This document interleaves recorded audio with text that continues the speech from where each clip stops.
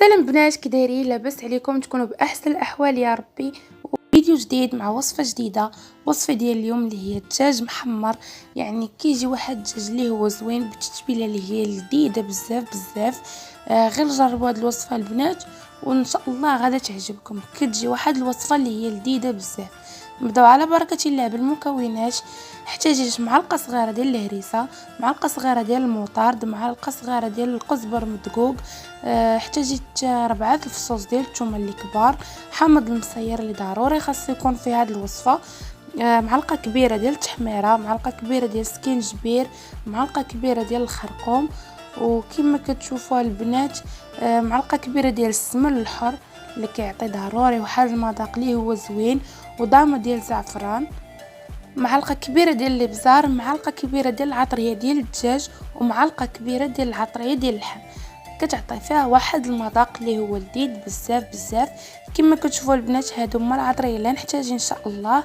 هنا قطعت 2 بصلات اللي هما كبار، قطعتهم مزيان.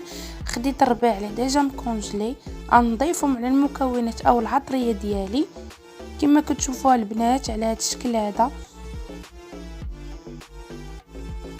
غادي نزيد تقريبا كاس مع مرج ديال الماء باش نحركوا فيه المكونات وتنسجم مع بعضياتها. كما كتشوفوا البنات هنا نخلط المكونات مزيان حتى تذوب ضامه الزعفران ويهبط هذاك الربيع مزيان وينسجموا العطريه مع بعضياتها. كتجي تبارك الله واحد التشبيله اللي هي بنينه بزاف ولذيذه. كما كتشوفوا البنات هنا من بعد ما خلطتها مزيان كتجي على هذه الطريقه هذه، كتجي واحد يعني التشبيله اللي هي زوينه بزاف وشرموله اللي هي خطيره. كما كتشوفوا البنات هذا هو الدجاج اللي نحتاج ان شاء الله في الوصفه ديالي اللي ديجا مغسول بالماء والحامض والسكينجبير والخل. يعني خليتو تغسل مزيان ورقدتهم فيهم عاد سقطرتهم مزيان. نبداو على بركه الله. هنا احتاجي الدجاجه اللي ديجا كما قلت لكم مغسوله، غادي نرقدها مزيان يعني وهنعمرها بديك الشرموله اللي هي زوينه بزاف. غادي ندخل العطريه مزيان في جميع الجوانب باش من يطيب كيجي مدغمر وبنين في نفس الوقت. كما كتشوفوا البنات ضروري يعني العطريه ضروري تخشوها في الجوانب كاملين ديال الدجاجه.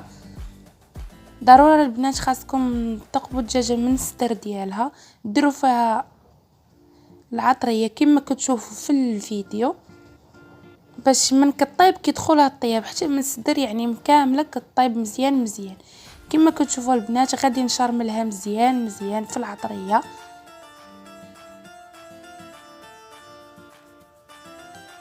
انا غادي نجمع الرجلين ديال الدجاجه على هذا الشكل هذا.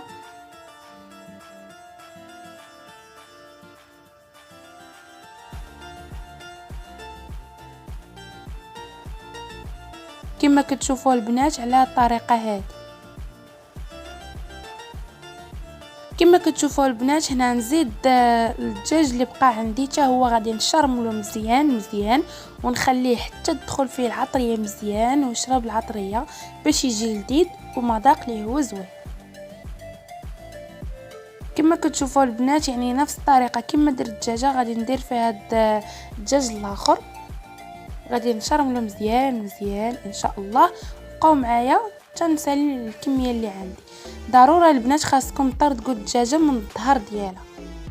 كما كتشوفوا البنات هنا ساليت يعني الدجاج كامل اللي عندي، غادي نخليه يرتاح ويتشرب العطريه كامله ورجع معكم ان شاء الله.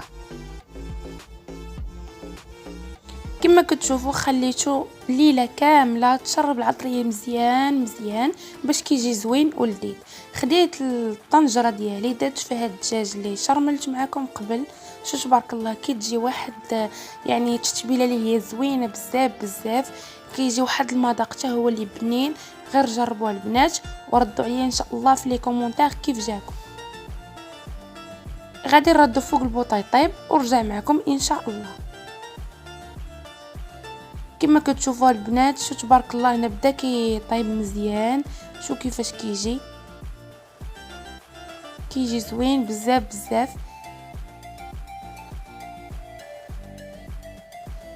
غنسد عليه نخليه يطيب ان شاء الله ونوريكم المرحله الثانيه.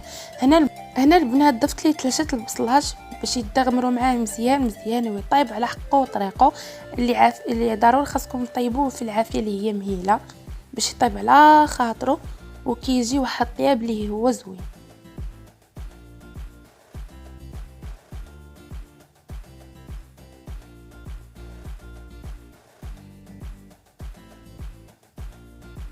كما كتشوفوا البنات نخليه يطيب مزيان ان شاء الله تيطيب ورجع معكم ان شاء الله. شو تبارك الله من بعد ما طاب الدجاج مزيان مزيان شو تبارك الله كيجي واحد الدجاج اللي هو فتي وزوين. غادي درتو في اللاطه لا ندخلها الفران لحقاش غادي نحمرو. شو تبارك الله طايب على حقه وطريقه. ندخلو ان شاء الله الفران غادي ندهنو بشويه الزبده وندخلو الفران باش يتحمر.